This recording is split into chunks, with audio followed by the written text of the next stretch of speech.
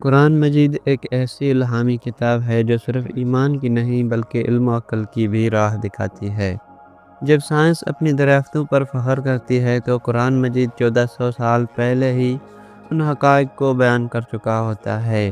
یہ وہ کتاب ہے جس نے انسان کو زمین و آسمان کے راز سمجھنے کی دعوت دی اور بتایا کہ ہر علم کا سرچشمہ صرف ایک ہے، خالق کائنات۔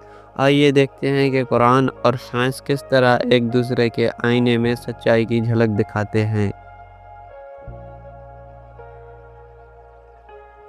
کائنات کی تخلیق۔ قرآن مجید میں اللہ تعالیٰ فرماتا ہے، کیا کافروں نے نہیں دیکھا کہ آسمان و زمین ایک بند نظام تھے، پھر ہم نے انہیں پھاڑ کر جدا کر دیا۔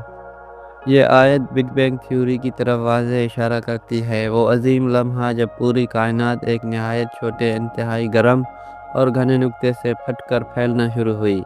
سائنسدانوں کے مطابق یہ لمحہ کائنات کے آغاز کا سبب بنا۔ قرآن نے اس حقیقت کو 1400 سال پہلے ہی بیان کیا، جب نہ کوئی دوربین تھی نہ سائنسی علم۔ یہ بات ظاہر کرتی ہے کہ قرآن محض مذہبی کتاب نہیں بلکہ علم کائنات کا پہلا اور سب سے معتبر حوالہ ہے۔ کائنات کا پھیلاؤ۔ اللہ تعالیٰ سورہ الذاریات میں فرماتے ہیں، اور ہم نے آسمان کو قوت کے ساتھ بنایا اور ہم ہی اسی کو وسعت دینے والے ہیں۔ یہ آیت ایکسپینڈنگ یونیورس تھیوری کو بیان کرتی ہے۔ جدید سائنس، خاص طور پر ایڈوین ہبل کی دریافتوں کے مطابق کہکشاں ایک دوسرے سے مسلسل دور جا رہی ہیں، یعنی کائنات پھیل رہی ہے، بالکل وہی جو قرآن نے کہا۔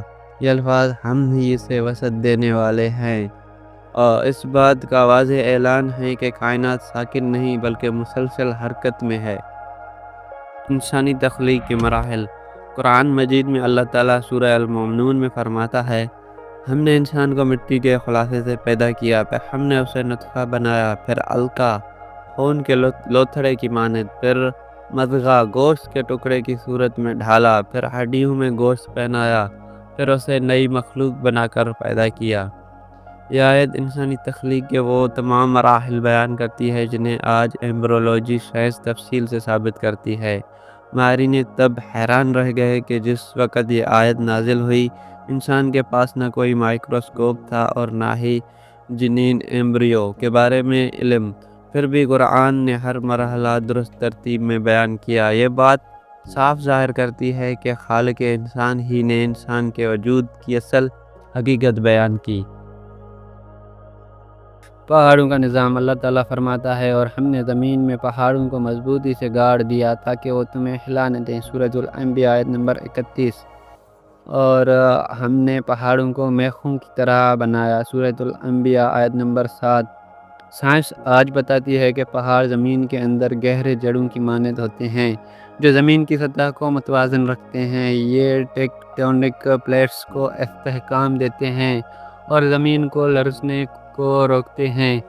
یہی وجہ ہے کہ قرآن نے پہاڑوں کو میخیں کہا، ایک سادہ مگر گہری مثال جو زمین کے توازن کے نظام کی سائنسی حقیقت کو ظاہر کرتی ہے۔ سمندروں کے درمیان رکاوٹ۔ قرآن کہتا ہے، دو سمندروں کو اس نے چھوڑ دیا کہ وہ آپس میں ملیں، ان کے درمیان ایک رکاوٹ ہے جو انہیں تجاوز نہیں کرنے دیتی۔ سورۃ الرحمن 19-20۔ یہ آیت اوشین گرافی کی جدید دریافت سے مکمل مطابقت رکھتی ہے۔ سائنس نے ثابت کیا کہ یہ مختلف سمندروں کے درمیان ایک انویزیبل بیریئر ہوتا ہے، جہاں پانی کی کثافت، درجہ حرارت اور نمکیات مختلف ہونے کی وجہ سے دونوں پانی ایک دوسرے میں مکمل طور پر نہیں ملتے۔ یہ بات 1400 سال پہلے کسی انسان کے لیے جاننا ناممکن تھی، مگر قرآن نے اسے بیان کیا۔ بارش اور پانی کا چکر۔ قرآن مجید میں فرمایا گیا، اور ہم آسمان سے پانی نازل کرتے ہیں، پھر اسے زمین میں ٹھہرا دیتے ہیں، اور ہم اسے غائب کرنے پر بھی قادر ہیں۔ سورۃ المومنون آیت نمبر 18۔ کیا تم نے نہیں دیکھا کہ اللہ بادلوں کو چلاتا ہے، پھر ان کو اکٹھا کرتا ہے، پھر ان میں تہ در تہ بادل بنا دیتا ہے، پھر تم دیکھتے ہو کہ ان کے درمیان سے بارش نکلتی ہے۔ سورۃ النور آیت نمبر 43۔ یہ مکمل واٹر سائیکل کی وضاحت ہے۔ سمندروں سے بخارات اٹھنا، بادل بننا، ٹھنڈے ہو کر بارش بن جانا، زمین پر جذب ہونا، پھر دوبارہ بخارات میں تبدیل ہو جانا، یہ وہ سائنس ہے جسے برینرڈ پیلسی نے 1580 میں دریافت کیا، لیکن قرآن میں یہ حقیقت 1400 سال پہلے سے بیان کی جا چکی ہے۔ روشنی اور اندھیرا۔ قرآن فرماتا ہے، اگر ہم چاہیں تو ان کی آنکھوں کی روشنی لے جائیں تو کون ہے جو انہیں واپس لا سکے؟ سورۃ الیاسین آیت نمبر 66۔ وہی ہے جس نے سورج کو روشن اور چاند کو نور بنایا۔ سورۃ یونس آیت نمبر 5۔ یہ آیت دو بنیادی سائنسی حقیقتوں کو ظاہر کرتی ہیں۔ ایک خلا میں خود روشنی نہیں ہوتی، وہاں مکمل اندھیرا ہوتا ہے۔ نمبر 2، سورج اپنی روشنی خود پیدا کرتا ہے، جبکہ چاند اس روشنی کو منعکس کرتا ہے۔ یہ دونوں سائنسی اصول قرآن نے 1400 سال پہلے بیان کر دیے، جب لوگ سمجھتے تھے کہ چاند خود روشنی پیدا کرتا ہے۔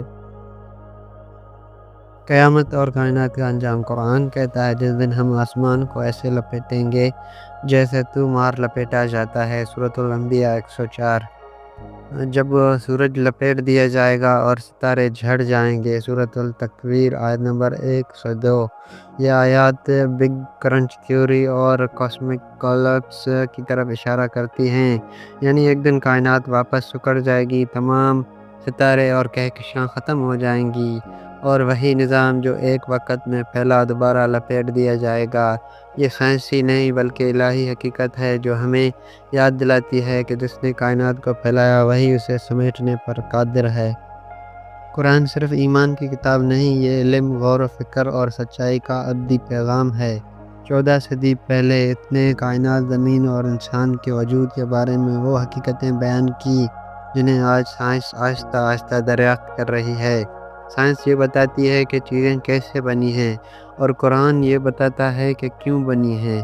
قرآن کی ہر آیت ایک نشانی ہے، یہ یاد دہانی کہ علم اور ایمان دشمن نہیں، بلکہ وہ دو روشنیاں ہیں جو ہمیں ایک ہی خالق کی طرف لے جاتی ہیں۔ جب ہم ستاروں، سمندروں اور زندگی کے رازوں کو دیکھیں تو یاد رکھیں، ہر سائنسی قانون، ہر دریافت کے پیچھے اسی ذات کا ہاتھ ہے جس نے فرمایا ہو جا، اور وہ ہو گیا۔